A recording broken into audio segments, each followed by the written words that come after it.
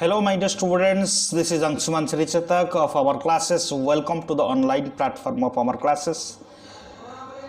I am again welcoming to all the freshers students and also the repeaters to this lecture. Last class we have discussed the concepts of scalar and vectors, and in this lecture, this is lecture number 2, in which we will discuss the problem solving of this chapter. So let us summarize some of the concept and the formula. What will be the resultant of two vectors if A and B are two vectors? If A and B are two vectors and angle between them is theta, you know resultant is given by A plus B, vector sum, okay, and vector difference is A minus B. Fine. Obviously, you know this is formulated as A plus B is formulated as A square plus B square plus 2AB cos theta root over, this is the magnitude. Okay, important formula जो भी questions आप लोग को जरूरत है जो NEET exam में आती है ये है, और this one A minus b इसको लिख सकते हैं, इसकी फॉर्मूला इंपॉर्टेंट होगी A square plus B square minus 2AB cos theta root over बराबर। दूसरी और एक फॉर्मूला पढ़े थे बच्चों, dot product of two vectors A dot B, that is AX BX plus AY BY plus AZ BZ, cross product of two vectors A cross B। Okay, dot product पढ़ चुके थे, cross product of two vectors A cross B।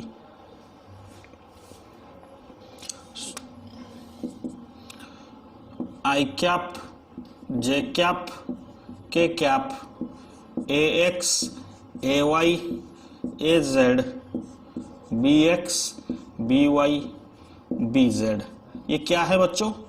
ये coefficient है। Coefficient कोई भी vector को अगर orthogonally represent किया जाए, मान लीजिए एक वेक्टर है, इसको लिख सकते हैं AX I cap plus AY J cap plus AZ K cap, पढ़ चुके थे। Just summarise BX I cap plus BY J cap plus BZ K cap, आपको बराबर याद होगा। Okay, area of the parallelogram, cross product.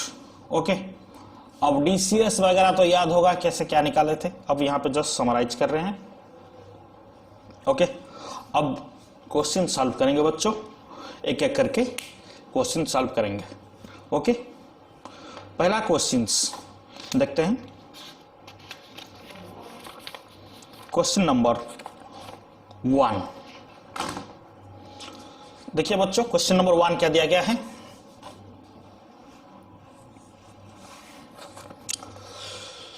To unit vector दिया गया है, दो यूनिट वेक्टर है p cap and q cap. P cap एक यूनिट वेक्टर है, क्यू कैप एक यूनिट वेक्टर है, and they are inclined at an angle theta. तो यूनिट वेक्टर दोनों के बीच एंगल क्या है? थीटा। पूछा गया है क्वेश्चंस में क्या है, p cap minus Q cap, इसकी वैल्यू क्या होगी? दिख रहा है आपको क्वेश्चन, इसकी वैल्यू क्या होगी? बराबर, बहुत आसान से सवाल है। इसकी वैल्यू ऑब्वियसली स्क्वायर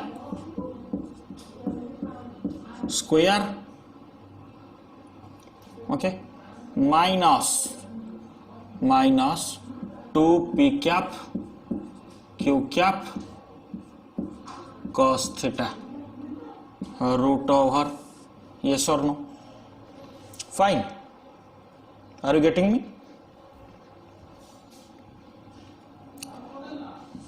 तब p cap minus q cap, इसको अगर फॉर्मुलेट किया जाए क्या बन जाएगी? 1 प्लस 1, यूनिट वेक्टर है बच्चों, magnitude 1 minus 2 cos theta root over 2 taking common 1 minus cos theta root over. Okay, इसको हम क्या लिख सकते हैं बच्चों, क्या लिख सकते हैं, 1 माइनस कॉस थीटा को हम लोग क्या लिख सकते हैं, देखिए बच्चों 1 माइनस कॉस थीटा की जगह वैल्यू हम लोग डाल दिए हैं क्या, 2 साइन स्क्वायर थीटा बाई 2। पता चल रहा है कौन सी फॉर्मूला, 1 माइनस कॉस थीटा, इसकी जगह हम लोग ये वैल्यू डाल लिए। ये ट्रिगोनोमेट्रिक सब्स्टिट्यूशन है, आपको पता होगा। तो ये बन गया आंसर 2 साइन थीटा बाई 2 हो गया आंसर। सो कौन सी बीट आंसर होगी बच्चों, देखिए क्वेश्चन देखिए कौन सी बीट आंसर बनेगी, option D, D option 2 sine theta by 2। Fine, अगला क्वेश्चन देखते हैं, ध्यान से देखिए, ध्यान से देखिए क्वेश्चन।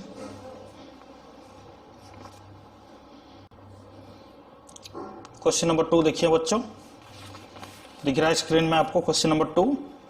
क्या पूछा गया है, सी की वैल्यू क्या है। क्वेश्चन नंबर 2 में पूछा गया है what will be the value of c. Question number 2 में तो force given 3 i cap plus 2 j cap plus c k cap newton, and this force is producing the displacement given C R equal to C I cap plus 4 J cap plus C K cap, this much meter. So this, and this is producing the work done, that is 36 joule. And क्या पूछा है question में बच्चों, पूछा है C की value कितना होगी। आपको पता है work done is the dot product of force and displacement, obviously, yes or no? So 36 obviously dot product की फॉर्मूला याद है पक्का, पता चल रहा है, कोफिशिएंट को मल्टीप्लाई कर लेंगे, x के साथ x, y के साथ y, z के साथ z।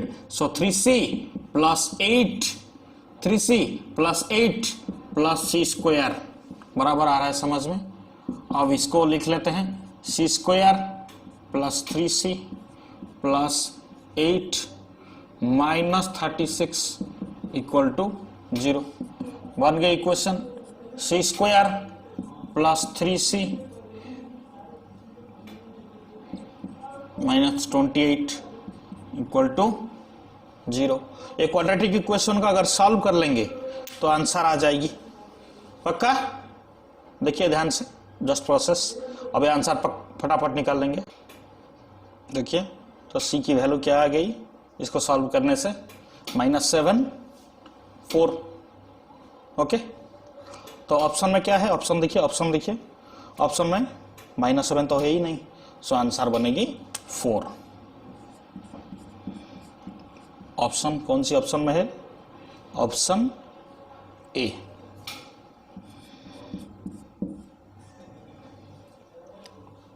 ओके, अगला क्वेश्चन देखते हैं बच्चों। देखिए आराम से इसको कॉपी कीजिए या स्क्रीनशॉट ले लीजिए। अगला क्वेश्चन देखिए बच्चों, ध्यान से, क्वेश्चन नंबर 3 दिख रहा है आपको स्क्रीन पे। क्वेश्चन में पूछा है पैरेललोग्राम जो है इसकी एरिया निकालना है, जो एडजेसेंट साइड्स दिया गया है।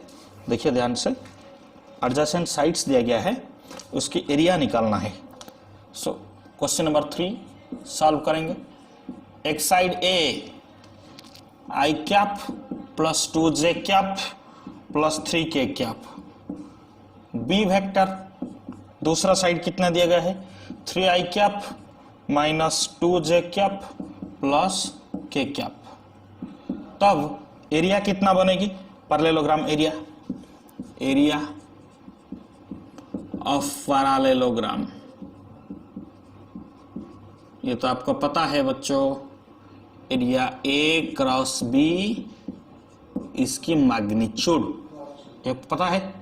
तो अब ए क्रॉस बी कैसे निकालेंगे, ये तो बहुत आसान चीज है। ए क्रॉस बी पहले निकालेंगे, I cap J cap K cap, I cap J cap K cap, A X A Y A Z B X B Y B Z, A X A Y A Z B X B Y B Z डाल लिए।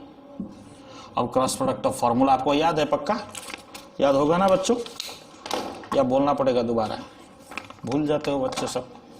Plus minus plus, इसको open किए आई cap, अब ये हट गया, एक समझा लेते हैं दूसरा बन जाएगा। 2 माइनस माइनस 6, तो 2 प्लस 6 बन गया। 2 cross multiplication minus 6, 2 minus minus 6, 2 plus 6 minus J cap 1 minus 9, 1 जे कैप, ये रो ये कलम हट गया, 1 minus 9 plus K cap, K cap ये वाला हट गया, माइनस 2 माइनस 6 बराबर 8 आई कैप माइनस 8 प्लस 8 जे कैप माइनस 8 के कैप, ये आ गई आपकी ए क्रॉस बी बराबर। अब एरिया क्या बनेगी, एरिया बच्चों, area of parallelogram, a cross b की मैग्नीट्यूड, तो मैग्नीट्यूड बनेगी 8 square plus 8 square plus minus 8 square root over, ये तो बहुत अच्छे से पता है, 64 प्लस 64 प्लस 64 आ रहा है समझ में। ओके, इसको ऐड कीजिए, कितना हो जाएगी,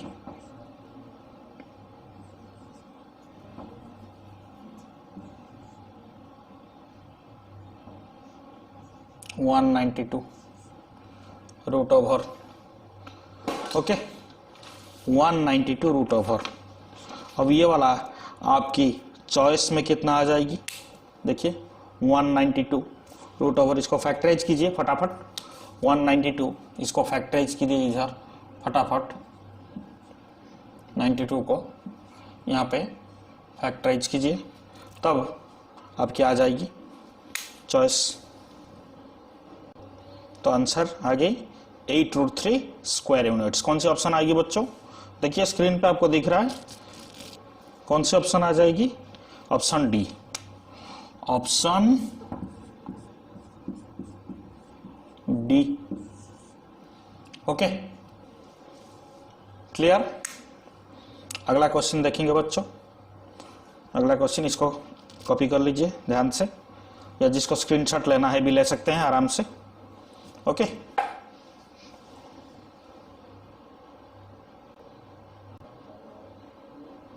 क्वेश्चन नंबर 4 बच्चों दिख रहा है स्क्रीन पे आपको, क्या दिया गया है, the sum of two unit vectors is a unit vector, the magnitude of the difference. तो मान लीजिए ए कैप एक यूनिट वेक्टर, बी कैप एक यूनिट वेक्टर, और sum of this two is another unit vector C cap. Then पूछा गया है क्या, A cap minus B cap modulus magnitude of the difference will be what. Okay यही है question, तो इसको सॉल्व करते हैं। ओके बच्चों ये है सॉल्विंग प्रोसेस, देखिए तो इसको बोथ साइड स्क्वायर ले लेते हैं, तो क्या बन जाएगी, A magnitude square B magnitude square two A magnitude B magnitude, angle between them मान लीजिए theta, so cos theta equal to C magnitude, ये सब यूनिट वेक्टर है तो सबकी मैग्नीट्यूड 1 होगी। ओके तो इसको सॉल्व करने से हम लोग की आ जाएगी यहाँ पे cos थीटा की वैल्यू -1/2। ये बहुत जरूरी है क्योंकि हम लोग को निकालना है vector difference of two unit vector. अब कैसे निकालेंगे, A cap minus B cap modulus, तो क्या बनेगी 1 square plus 1 square minus 2 into 1 cos theta root over, आ रहा है समझ में, वेक्टर डिफरेंस, ये formula vector difference A square plus B square minus 2ab cos theta root over, उस हिसाब से डाल लिए, सबकी मैग्नीट्यूड यूनिट वेक्टर मैग्नीट्यूड 1 है, सो 1 + 1 2 माइनस 2 इंटू cos थीटा की वैल्यू यहाँ पे निकाले हैं -1/2। ओके रूट ओवर, सो इसको सॉल्व करने से लिखेंगे सॉल्व करने से कितना आ जाएगी बच्चों, √3। सो कौन सी ऑप्शन होगी, देखिए क्वेश्चन पे, option number b, option b. Fine, बन गई। ऐसे ही सवाल आएगी आपकी नीट में, सो आराम से करना है, बहुत आसान सी सवाल है। क्वेश्चन दिख रहा है बच्चों, अगला क्वेश्चन, क्वेश्चन नंबर 5 स्क्रीन पे दिख रहा है। एक दिया गया है, ऐसा एक फिगर आपको दिख रहा होगा। ओ ए, ओ बी, एस, ओ सी तीनों वेक्टर एक्ट कर रहे हैं। ओ ए, ओ बी, ओ सी तीनों वेक्टर एक्ट कर रहे हैं। क्वेश्चन में क्या पूछा है, देखिए क्वेश्चन में पूछा है, आपको निकालना है resultant of these 3 vectors at point O। इसी पॉइंट में तीनों फोर्स की, तीनों वेक्टर के रिजल्टेंट कितना आ जाएगी। अब देखिए ओ ए और ओ सी दोनों के बीच एंगल कितना है, 90 डिग्री। ओ ए और ओ सी के बीच एंगल कितना है, 90 डिग्री। अब ये दोनों की रिजल्टेंट, आज these are equal vectors, the resultant will be along this direction and this will be r square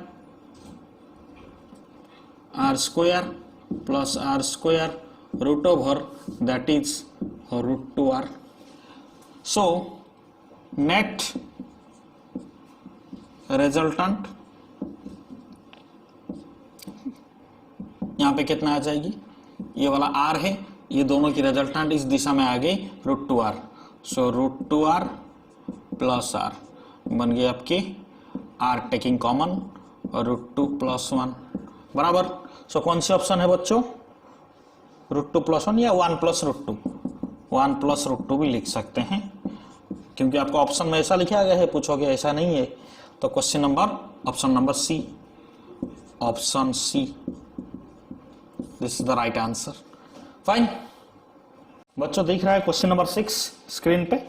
question number 6 आपकी क्या दिया गया है, the angle made by a vector, the vector is given by -7i cap plus 4j cap minus 3k cap. Angle made by the vector with x axis and y axis. x axis के साथ कितना angle बना रही है, y axis के साथ कितना angle बना रही है। तो बहुत आसान से सवाल है भाई, ए वेक्टर मान लीजिए है। So angle made by the vector with x axis cos inverse ax/a। Angle made by the vector with y axis cos inverse ay/a। अब ये क्या है, कैपिटल है, इसकी मैग्नीट्यूड, तो मैग्नीट्यूड कितना लेंगे, 49 plus -7 square 49, 4 square 16 plus -3 square 9 √74 √। सो ये बन गई आपकी cos इनवर्स -7/74 √। और angle made with y axis cos inverse 4/74 √। This is angle with x axis, this is angle with y axis बराबर। बहुत अच्छा सवाल है, क्लियर दिख रहा है बच्चों। तो अगला क्वेश्चन देखते हैं, क्वेश्चन नंबर 7 मिटा दें, ओके।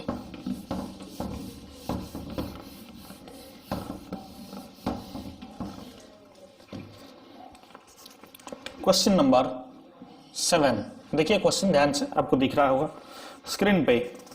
क्वेश्चन नंबर 7 दिया गया है, 3 vectors satisfy the relation, 3 vectors satisfy the relation a dot b equal to 0 and also given a dot c equal to 0।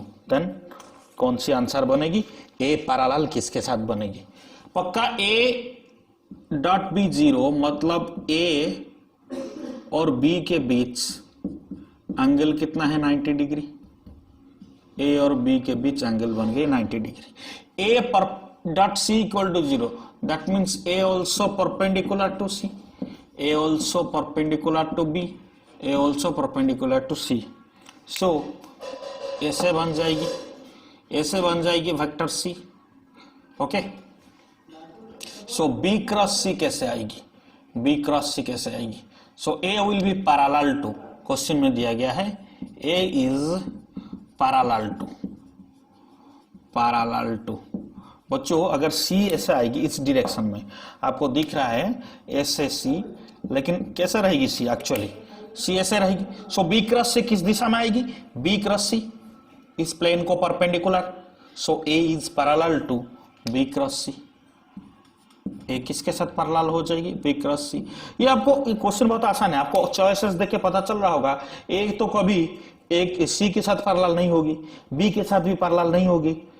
अब बी डॉट सी तो एक स्केलर है, वो तो भी नहीं होगी, तो पक्का बच गया आपके ऑप्शन बी क्रॉस सी।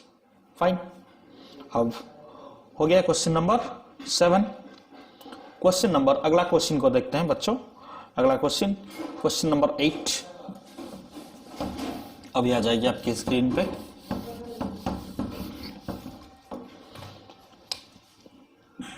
क्वेश्चन नंबर 8 दिख रहा है बच्चों? ध्यान से देखिए क्वेश्चन नंबर 8 स्क्रीन पे। टॉर्क निकालने के लिए पूछा है क्वेश्चन में। टॉर्क क्वेश्चन में आप लोग की पूछा है टॉर्क। सो टॉर्क पूछा है, फोर्स दिया गया है F, force is given 2i cap minus 3j cap plus 4k cap newton. साथ ही साथ तो force acting at a point दिया गया है, force acting at a point और that point is 3i cap plus 2j cap plus 3k cap metre. अब आपको निकालना है अबाउट द ओरिजिन, टॉर्क कितना बनेगी एक्टिंग एट द पॉइंट। ये सब ओरिजिन से एक्ट हो रहे हैं, मतलब ये सब कोऑर्डिनेट्स, जिसका जो भी आप कोऑर्डिनेट्स देख रहे हैं, these are expressed in terms of origin. Origin के हिसाब से इसको लिखा गया है। तब torque, obviously torque is the cross product of this radius and the force. तो आपकी आई जे के, अब इसकी वैल्यू डाल देना है, कोफिशिएंट 3 2 3 2 माइनस 3 4 बराबर। अब यहां पे इसको क्रॉस प्रोडक्ट आपको मालूम है, इसको अगर ले लेंगे I cap 8 plus 9, 8 minus 9, 8 plus 9 minus J cap 12 minus 6 plus K cap minus 9 minus 4 बराबर। अब बन गए आंसर 17 आई कैप माइनस 6 जे कैप माइनस 13 के कैप। कौन सी आंसर होगी बच्चों? चॉइसेस देखिए, 17 आई कैप माइनस 6 जे कैप माइनस 13 के cap. Option b, option b दिख रहा है बच्चों सही से?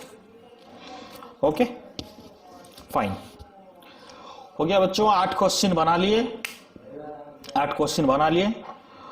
अगला क्वेश्चन को जाते हैं, क्वेश्चन नंबर 9। थोड़ा वेट कीजिए, क्वेश्चन नंबर 9 अभी देखेंगे। ध्यान से देखिए बच्चों, क्वेश्चन नंबर 9 अभी दिख रहा है आपको। क्वेश्चन नंबर 9 में पूछा गया है, एक वेक्टर है आपके पास एन कैप एक वेक्टर है आपके पास जिसकी वैल्यू है A I cap plus B J cap, which is perpendicular to I cap plus j cap, and this is perpendicular to another vector which is I cap plus j cap. So I cap plus j cap, this is another vector which is perpendicular to I cap plus j cap. मान लीजिए ये vector A है, so n cap is perpendicular to vector A बराबर। पूछा है, क्या पूछा है? Value of a and b, what will be the value of small a and small b. अगर ये दोनों परपेंडिकुलर हो जाते हैं सो ये दोनों के डॉट प्रोडक्ट कितने बन जाएगी बच्चों? ऑब्वियसली 0 बन जाएगी। तो डॉट प्रोडक्ट के हिसाब से हम लोग निकाल सकते हैं, कोफिशिएंट को प्रोडक्ट कर देंगे i into I, J into J. So A इसकी कोफिशिएंट 1, b इसकी कोफिशिएंट 1, a प्लस b कितना बन गई, a प्लस b कितना आ जाएगी, 0। आ रहा है समझ में, समझ में आ रहा है। इसकी मैग्नीट्यूड क्या होगी बच्चों, ये एक यूनिट वेक्टर है, दिख रहा है आपको, N cap is a unit vector, question में दिख रहा है N cap is the unit vector, obviously cap मतलब unit vector. So N cap magnitude कितना बनेगी, A square plus B square root over equal to 1। Yes, that means A square plus B square equal to 1 बराबर। अब ए और B की value निकालना है, आराम से निकल जाएगी बच्चों। ए और बी की देखिए, ध्यान से देखिए कैसे सिंपल मैथमेटिकल कैलकुलेशन है। ए और बी की वैल्यू हम लोग को निकालना है। अब कैलकुलेट कर लिए बच्चों, देखिए इसकी वैल्यू हम लोग निकाल दिए हैं। क्या बन जाएगी आपकी value, a equal to minus b put कर लिए, a plus b equal to 0, इसमें से आ गई a equal to minus b. अब इसको डाल देने से हम लोग की ए और बी की वैल्यू आ गई -1/√2 प्लस 1/√2 कोई भी, ओके बराबर। ये इसको उल्टा भी ले सकते हैं, इसको उल्टा भी ले सकते हैं, अगर ये बन सकती है, ये हम लोग को ऐसा भी लिख सकते हैं -a इक्वल टू बी, ऐसा भी लिख सकते हैं। सो यहाँ पे -a इक्वल टू बी, जो बी की जगह -a डाल सकते हैं, a निकल सकती है इतना, तो यहाँ पे a डाल सकते हैं। सो यहाँ पे a प्लस 1/√2 b -1/√2 दोनों बराबर है, दोनों बराबर है, ये भी है ये भी सही है, लेकिन ये वाला तो चॉइस में है ही नहीं। सो ऑब्वियसली ये वाला आपकी चॉइस में है। सो कौन सी चॉइस है बच्चों, देखिए आपकी screen, option D, option D आ जाएगी, फाइन बराबर। ओके, बहुत इंटरेस्टिंग सवाल है, अच्छे से बनाना है ये सब चीज, लिख लीजिए ध्यान से, फाइन। अगला क्वेश्चन लेते हैं, क्वेश्चन नंबर 10, ये आपको दिख रहा होगा स्क्रीन पे, दिखाइए computer ji. Question number 10, the vector sum of n coplanar vectors, the vector sum of n coplanar vectors acting या forces each of magnitude f, हर एक फोर्स की मैग्नीट्यूड f है। When each force is making an angle 2π/n, n force इस type के act कर रही है, इस टाइप की कुछ एक्ट कर रही है। सो हर एक फोर्स दूसरे प्रीसीडिंग फोर्स के साथ जो एंगल बना रही है वो एंगल है 2π/n। आपको पता चल रहा है कैसे क्या है। n कोप्लानर वेक्टर्स, मान लीजिए एक पॉइंट से n वेक्टर्स इस तरफ क्रिएट हो रहे हैं, n वेक्टर्स, तो टोटल एंगल ऑब्वियसली 2π। अगर n वेक्टर्स हैं इक्वली डिस्ट्रीब्यूटेड है, तो हर एक वेक्टर दूसरे के साथ कितना एंगल बना रही है, वो एंगल है 2π/n। सो अगर उसको हम रिप्रेजेंट करें वेक्टर एडिशन प्रिंसिपल में, तो वो पॉलीगॉन लॉ हिसाब से रिप्रेजेंट हो जाएगी, पॉलीगॉन लॉ हिसाब से। सो दिस वेक्टर ऐसे वो बन गई, तो एक रेगुलर स्ट्रक्चर आ जाएगी बच्चों, जो एक क्लोज्ड पॉलीगॉन फॉर्मेशन करेगी। हर एक वेक्टर प्रीसीडिंग वेक्टर के साथ, मतलब उसके आगे के वेक्टर के साथ इतना ही एंगल बना रही है, तो बराबर वही सेम एंगल बनते जा रही है। तो it will produce a close polygon. Obviously A close polygon means resultant will be 0। Close polygon means resultant will be 0। से रिजल्टेंट अगर 0 बन रही है, तो यहाँ पे आपके ऑप्शन कौन सी है, ऑप्शन डी, देखिए स्क्रीन, ऑप्शन डी, ओके। तो वेक्टर सम रिजल्टेंट मतलब इस सब की वेक्टर सम आ गई 0, फाइन, ओके। तो बच्चों मजा आ रहा होगा क्वेश्चन में। ये सब क्वेश्चन अगर आप लोग थोड़ा सा प्रैक्टिस कर लेंगे, देख लेंगे किस टाइप क्या बन रही है क्वेश्चन का आंसर और ट्रिक, बाकी जितना भी आपकी मटेरियल्स होगी, आपकी मटेरियल्स प्रोवाइड किया जाएगी। वो सारे क्वेश्चन बहुत आसान होगी और आप लोग की बहुत आराम से बन जाएगी, कोई दिक्कत नहीं। ओके, सो ओके, एक थोड़ा सा डिफरेंट टाइप की क्वेश्चन एक है बनाते हैं। ओके, इसके बाद तो लेक्चर को एंड करेंगे। अगले लेक्चर में वन डायमेंशनल मोशन का कुछ ट्रिक्स और साथ ही साथ उसकी कुछ प्रॉब्लम्स वगैरह भी बनाएंगे। सो आखिरी क्वेश्चंस ऑफ दिस लेक्चर।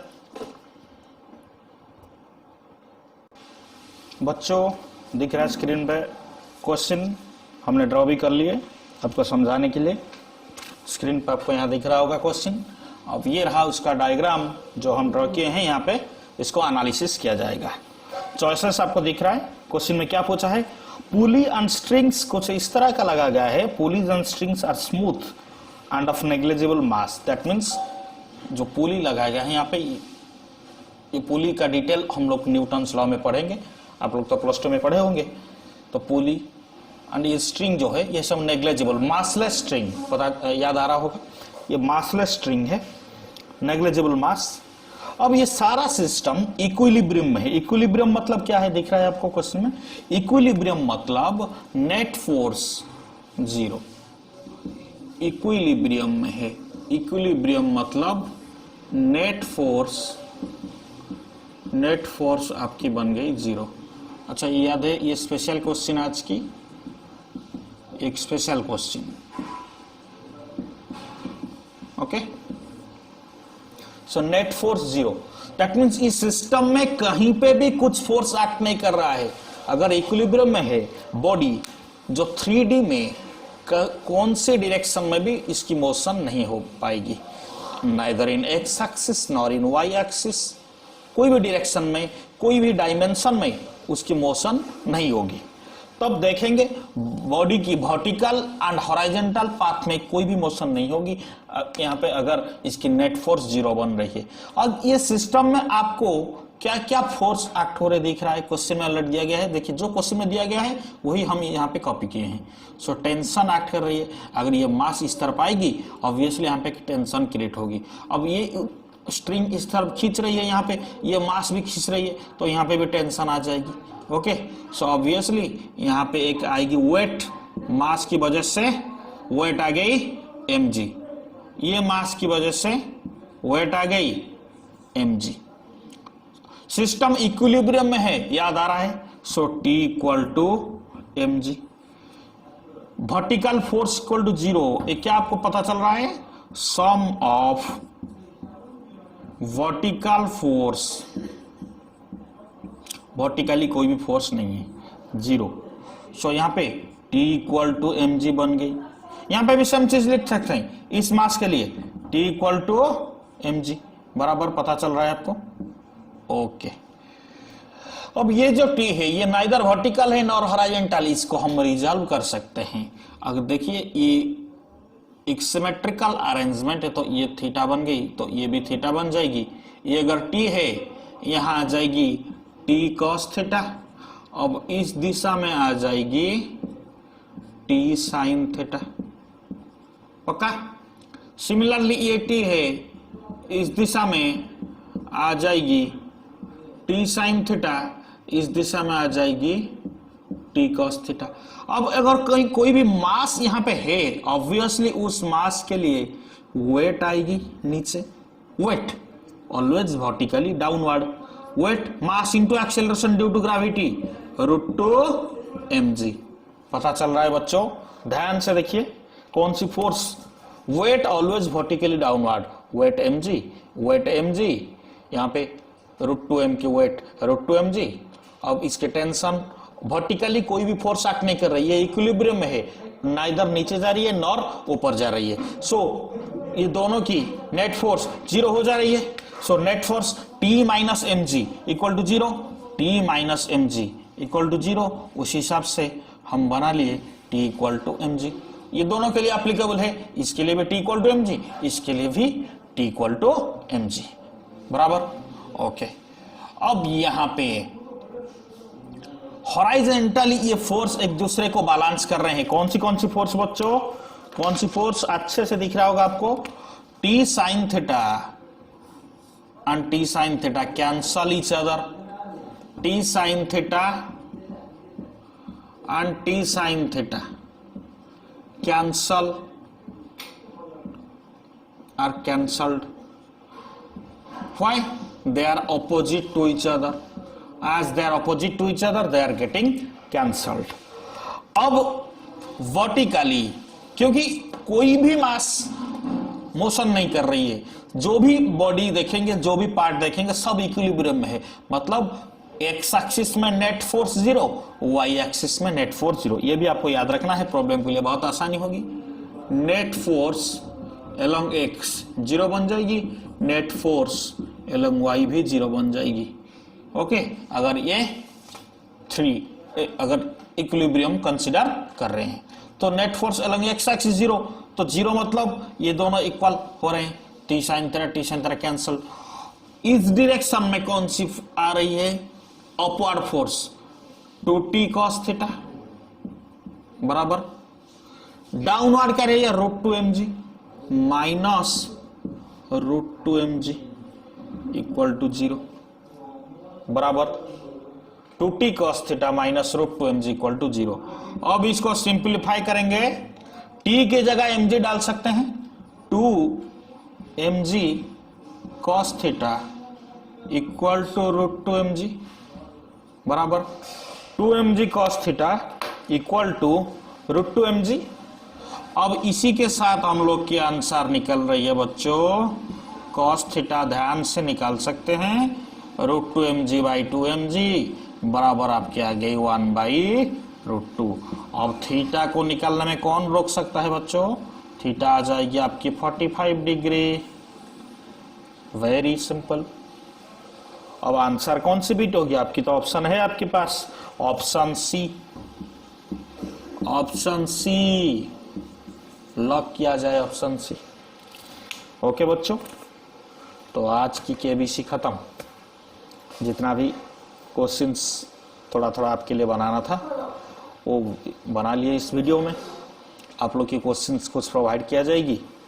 अब उस क्वेश्चन से कुछ डाउट निकलते तो पूछिए, कोई बात नहीं, हम वो जरूर आपको सॉल्व करवाएंगे. वो might be in recorded video और लाइव सेशन, कुछ भी जैसे भी आपके पॉसिबल होगा आपके पास आंसर उसका डेमोन्स्ट्रेशन पहुंच जाएगी. तो आप लोग ध्यान से मन लगा के पढ़ना एकदम बच्चों. इस बात कैसे भी करके हमारे क्लासेस में ज्वाइन किए हो, हमारे क्लासेस में मन लगा के पढ़ना. जो अपने माँ बाप की आपकी जो आपके ऊपर ट्रस्ट है, वो ट्रस्ट को हमेशा याद रखना. वो ट्रस्ट को आपको रखना पड़ेगा. जिस ट्रस्ट से वो आपके माँ बाप आपको छोड़े हैं यहाँ पे कि आप लोग को कुछ एंट्रेंस, मेडिकल एंट्रेंस, नीट या कोई भी इंजीनियरिंग एंट्रेंस क्वालिफाई करना है, कोई भी एक रैंक लाना है, डेफिनेटली आप लोग कर पाओगे. आप लोग के पास वो एनर्जी है, तभी तो आप लोग यहाँ तक आए हो. ओके, सो कोई बात नहीं, हम सब टीचर्स आपके साथ हैं. हमारे सर जो हमारे डायरेक्टर हैं और मी. और तो फिजिक्स बच्चों, जो भी फिजिक्स पर प्रॉब्लम होती है, तो आप लोग समझते हो कि फिजिक्स एक वाइटल सब्जेक्ट है, प्रॉब्लम फिजिक्स में ही होती है. This is somehow true, this is not 100% true that physics बहुत बड़ा प्रॉब्लम है. बहुत एक प्रॉब्लम क्रिएट करेगी, रिजल्ट में कुछ प्रॉब्लम क्रिएट नहीं करेगी. कंसेप्ट अगर सही से समझोगे, प्रॉब्लम अगर सही से करोगे, बहुत मजा आ जाएगा फिजिक्स बनाने में और कंसेप्ट सॉल्व करने में. ये तो बेसिक चैप्टर था, प्रीलिमिनरी चैप्टर. इसमें से इस टाइप के ही कुछ क्वेश्चंस आपकी एग्जाम में आएगी, इससे ज्यादा नहीं आएगी. इससे ज्यादा अगर थोड़ा बहुत ज्यादा भी आती है, वो तो हम लोग कुछ प्रैक्टिस अगला भी करेंगे जब असाइनमेंट्स वगैरह सॉल्व करेंगे, कुछ मटेरियल्स. ये तो हर वैरायटी का, हर कैटेगरी का क्वेश्चन हम सॉल्व कर लिए. अब और 5-10 क्वेश्चंस आप लोग खुद से कुछ कीजिए, जो भी आपके पास किताब है उसमें से कीजिए. अब बुक्स अगर पूछोगे तो रिकमेंड करने के लिए तो मैं बोल रहा हूँ कि आप लोग जो कोई भी नीट की प्रिपरेशन गाइड जो डीसी पांडे फॉलो कर रहे हो, कोई अगर कुछ जेई के लिए चाहते हो, आप लोग सेनगेज फॉलो कीजिए. एचसी वर्मा तो बेस्ट है. अगर एचसी वर्मा आप खुद से नहीं समझ पाते हो तो हम सॉल्व करेंगे, समझाएंगे आपको. ओके, तो कोई बात नहीं. सो अगले लेक्चर में मिलते हैं बच्चों इन 1 dimensional motion. So till then, stay connected with our classes.in.net. Thank you.